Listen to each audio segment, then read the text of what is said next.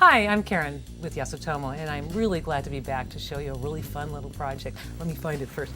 Oh, there it is, there it is. This is a grandma's tag-along. It's actually a folded case that I have my grandchildren's pictures in with their birth dates, because I'm always forgetting. And if you don't have grandkids, you can do this for your pets or your friends or anything else. This size we're going to use for tags. It's actually size for tags, but we're also going to have on the website a size for a passport case, a money holder, and a business card case. So let me show you how you do it.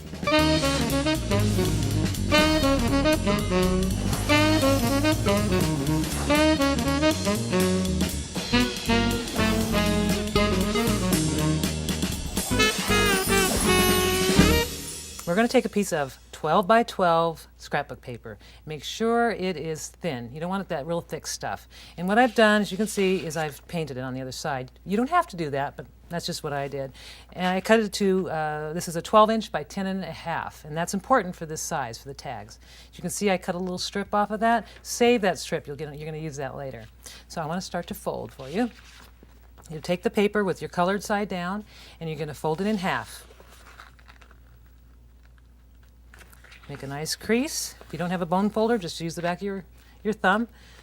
Open it up and make another 2 folds. This is called a cupboard fold. You fold to the center crease that you just made, and then turn it over and fold another fold to the center crease. And as you can see, if you were to open it up, it is a cupboard door. Now you're going to make a little hem on either side, on either edge. About a 1/2 inch. You don't have to be exact. Just about a 1/2 inch works really well. And we'll go ahead and fold it on the other side. Just make sure that those two are the exact same size. I'm going to take this outermost corner and I'm just going to fold it right to that second crease we actually made. And I'm going to do this on all 4 sides. Now I'm going to close those folds back down, those first folds, and so you'll see I'll have this like this. Now I'm going to turn it over, flip it over.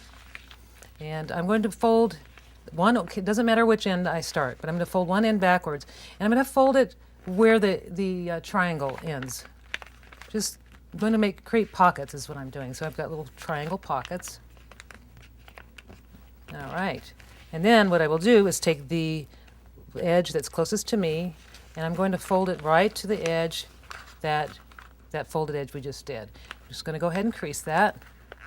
And the painted paper, you got to kind of work with it. Don't get discouraged. Paper is actually more flexible than you think. It could be manipulated. So I'm now going to tuck it in. But before I do that, before I tuck it into the pockets, I like to show you a little trick. I like to narrow one edge, and I do it just by taking an edge and slightly pulling it, just not even, just a hair, and then recreasing it. And that gives me just a slightly narrow edge. So when I tuck it in, it won't bunch up. And here, now it's nice and smooth. And now I have this nice little case. But the thing is, it's not going to stay flat. It's kind of popping up.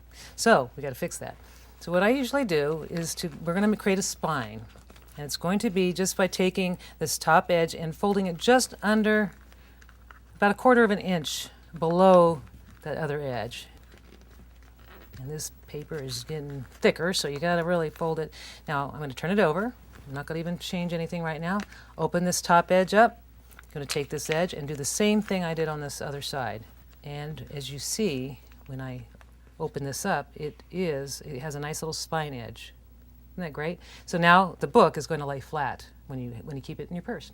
So you have several pockets. Now I have 1, 2, 3, 4 pockets to put my tags in. And I happen to have 4 grandkids, so this is perfect. So let me get started on the tags. So you take a blank tag. You can get these tags anywhere, office supply, craft supplies. They're really fun little things to work with. And remember the little piece, the scrap that I had? Well, I saved that for a reason. To decorate it and to give it the same theme as the case, I'm just going to tear it just a little bit to give it a little bit of an edge. It doesn't have to be, I don't like them really straight, so it's nice to have a little variation in edge. I'm just going to go ahead and sort of place it on my tag. That looks good. And I'm going to just glue it. And I'm going to go right to the edge here. And if I want to trim, I will trim. As you can see, I covered up the hole, but not to worry. I'll show you how we can fix that. And I'm just going to trim with scissors around the edge. And there I have that. I'd like to show you this cute little picture of my grandson. He's a cutie pie.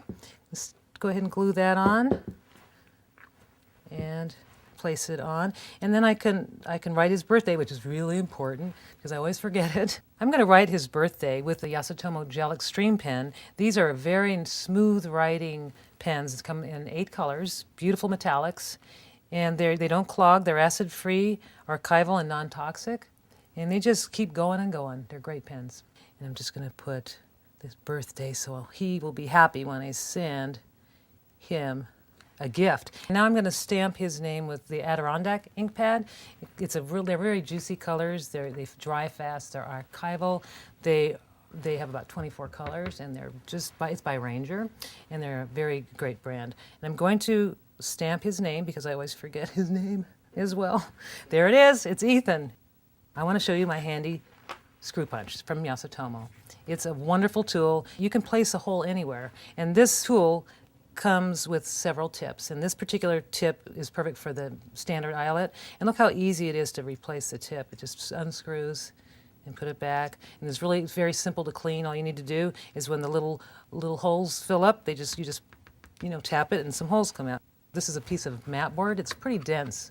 So let me just show you how you do it. You just place it, make sure you have a mat underneath your work surface, and just one push, and you see what I just punched a nice little clean hole. Isn't that great? I love this tool.